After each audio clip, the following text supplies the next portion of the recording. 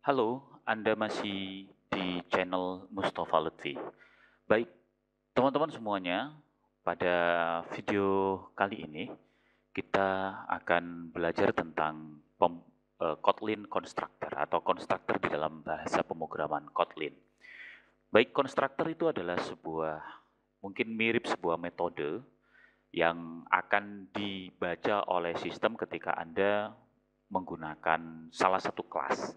Nah, sebagai contoh pada video saya sebelumnya, itu saya sedang membahas tentang penggunaan atau pembuatan kelas sederhana di dalam Kotlin. Nah, seperti halnya di file ini, itu kan kalau kita menggunakan kelas rumah, maka Anda harus mengikuti pola aturan pengisian seperti ini. Nah, inilah disebut dengan konstruktor. Jadi konstruktor itu membentuk pola penulisan untuk pengaksesan kelas tertentu.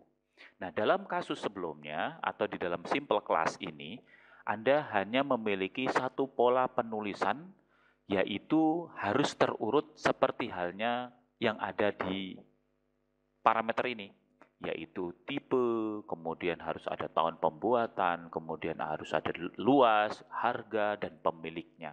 Namun, bagaimana kalau saya ingin menggunakan kelas rumah, tapi saya hanya mengakses luasnya saja, atau saya hanya mengakses tipe dan tahun pembuatan saja, atau namanya saja, atau pemiliknya saja, itu bagaimana? Maka Anda perlu yang namanya konstruktor. Nah, untuk itu, mari kita praktek dengan pembuatan sebuah kelas konstruktor.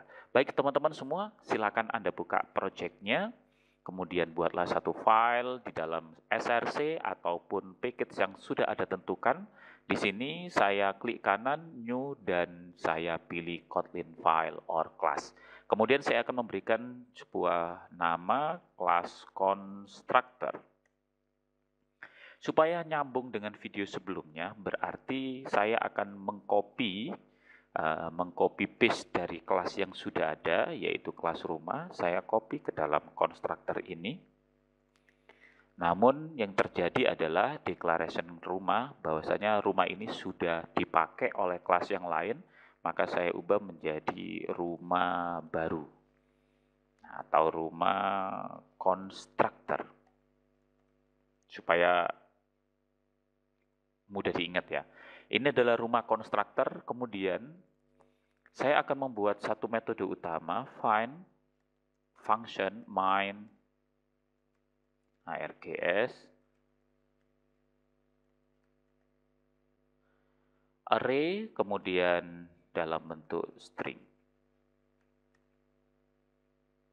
Nah, di sini kalau saya membuat seperti halnya sebelumnya, maka saya hanya memiliki satu pola pembacaan daripada rumah konstruktor. Maka dari itu, saya akan menciptakan secondary constructor ya dengan cara konstruktor, kemudian di dalamnya saya pindahkan parameter dari sebelumnya.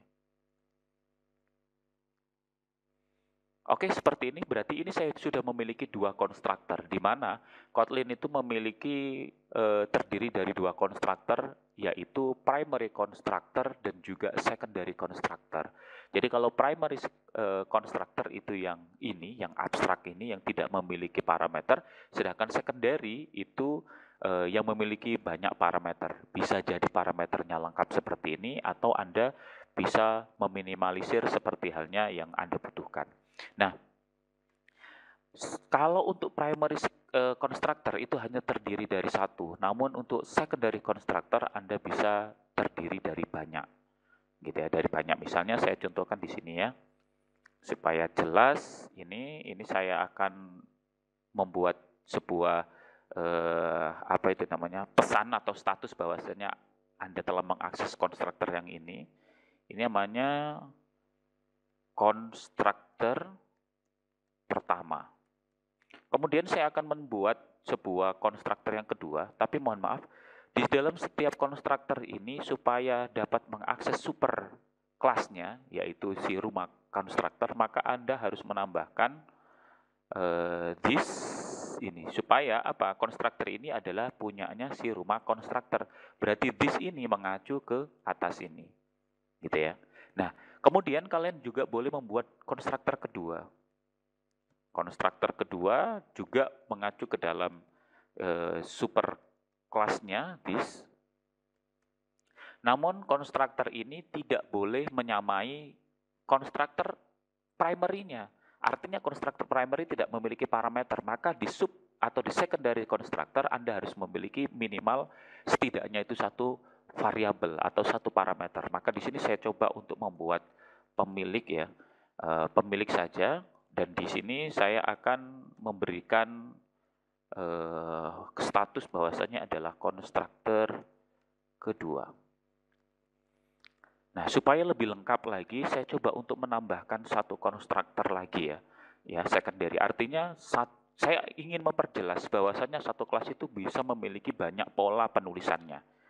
Jadi saya menggunakan konstruktor, namun ini saya hanya mengambil harganya saja.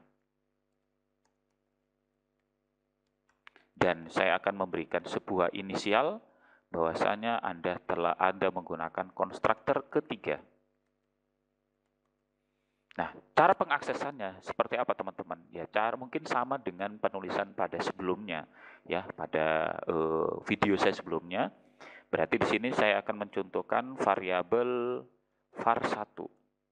Saya akan mengakses rumah baru, rumah konstruktor. Kemudian pada saat saya membuka kurungnya, saya diberikan 3 pilihan bahwasanya yang pertama itu lengkap penulisannya seperti di atas, yaitu tipe, tahun pembuatan, luas, harga, dan pemilik. Kalau kita memilih yang kedua, berarti kita hanya menuliskan pemiliknya saja. Kalau kita pilih yang ketiga, maka kita pilih double. Saya coba memberikan yang pertama dulu, tipe 45, kemudian ada tahun 2020, kemudian luasnya adalah 250, kemudian untuk harganya dalam bentuk double, berarti saya membuatnya adalah 100.000, katakanlah seperti itu ya. Ini hanya contoh, pemiliknya si Tono. Nah, ketika saya menuliskan seperti ini, kemudian saya jalankan, saya run, dia secara logika, dia memilih konstruktor yang pertama, secara logika ya.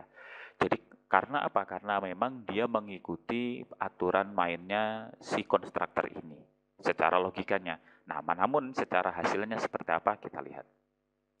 Ya, betul. Ternyata dia memilih konstruktor pertama. Artinya secara otomatis si Kotlin akan mendeteksi di mana dia menggunakan, di mana dia akan membaca print line-nya. Ya, ketika saya menuliskan seperti ini dengan lengkap penulisannya, maka secara otomatis dia akan mendeteksi bahwasanya, hai, saya sedang menggunakan konstruktor yang ini loh. Nah, bagaimana kalau saya coba untuk menggunakan konstruktor yang lain? Misalnya saya akan menggunakan konstruktor yang pemiliknya hanya si Budi saja. Kemudian bagaimana kalau saya menggunakan konstruktor yang tadi ada pemilik harga ya, yang harga hanya 200.000 saja. Nah, mari kita lihat dia secara otomatis akan mendeteksinya. Kalau saya jalankan kelasnya, secara logikanya adalah ini akan membaca konstruktor kedua dan ini akan membaca konstruktor ketiga. Secara logika seperti itu. Namun kita lihat hasilnya saja, apakah benar ini adalah konstruktor kedua, pertama, kedua, dan ketiga. Ya benar teman-teman semua, walaupun Anda menggunakan cuma satu kelas, tapi banyak konstruktor, secara otomatis si Kotlin akan mendeteksi bahwasanya Anda menggunakan pola yang mana. Nah, bagaimana kalau dengan pola seperti ini? Nah, termasuk juga dengan menggunakan pola seperti ini teman-teman semua. Kalau teman-teman kayak gini juga tidak akan error. Kenapa? Karena sejatinya dia mengakses namanya primary constructor. Yang diakses adalah konstruktor utamanya. Dan apabila di dalam konstruktor utama Anda juga memberikan sebuah perintah, ya kan, perintah, maka dia akan melaksanakan atau mengeksekusi perintah tersebut. Nah, ini konsep daripada konstruktor teman-teman, mudah-mudahan bisa membantu teman-teman di dalam memahamkan konstruktor. Mohon maaf bila ada kekurangan dan sampai jumpa di video berikutnya. See you.